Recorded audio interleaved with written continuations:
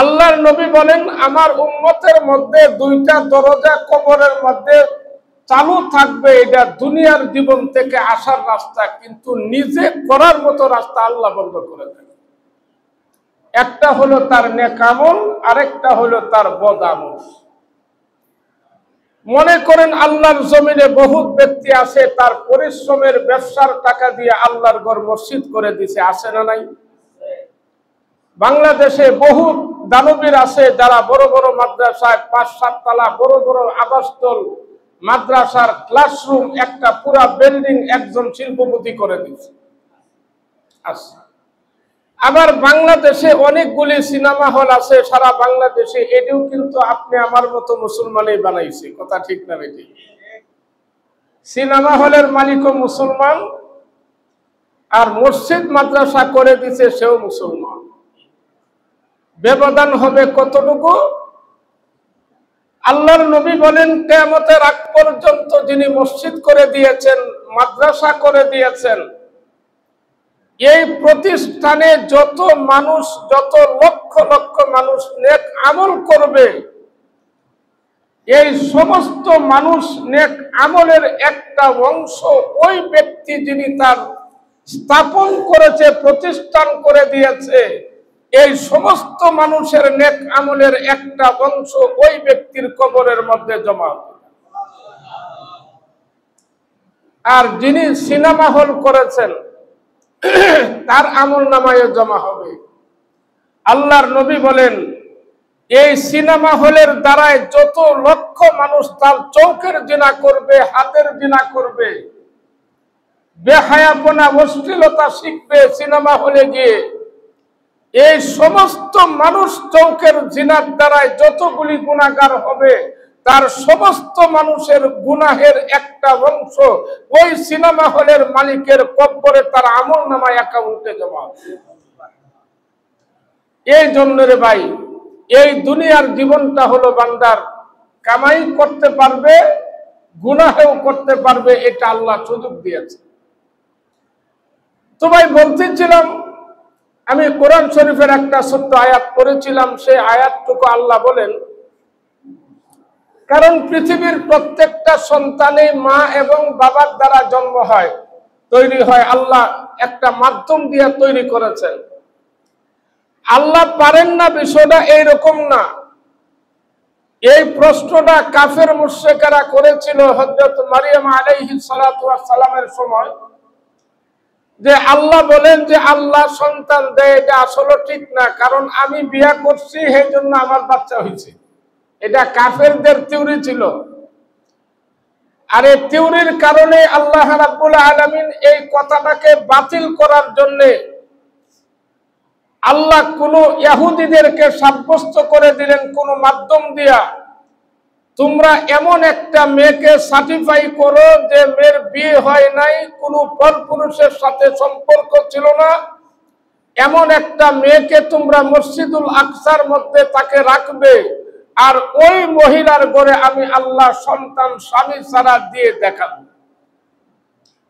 আর সেখানে আল্লাহ রাব্বুল আলামিন হযরতে মারিয়াম আলাইহিস সালাতু ওয়াস সালামের ঘরে আমাদের নবীর পূর্বের নবী হযরতে ঈসা আলাইহিস সালাতু ওয়াস সালামকে আল্লাহ দুনিয়ায় নবী করে আল্লাহ পাঠাইছেন। মুফাসসিরিনে কারাম বলেন, হাসরের মাঠে দুনিয়ার জীবনের পরিচয় হয় বাবা দিয়া, কথা ঠিক না বেটি? আবার কিছু কিছু ইহুদি নাসারাদের দেশ আছে বাবার পরিচয় নাই, এ নিয়ে আবার মায়ের পরিচয় দেয়। তার কারণ হলো এই, বাবার কোনো স্টেশন নাই। কিছু খ্রিস্টান ইহুদিদের দেশে নির্ধারিত বাবা নাই, ওই বাবা না থাকার কারণে মায়ের পরিচয় দিয়ে স্কুল কলেজে মাদ্রাসায় ভর্তি হইতে হয়।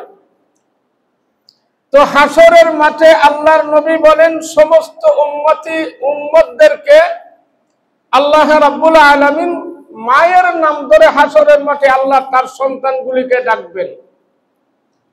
মুফাসসিরিনে কারাম বলেন, মায়ের নাম ধরে ডাকবেন কেন? দুনিয়ায় তো বাবার নাম ধরে তাকে ডাকা হয়।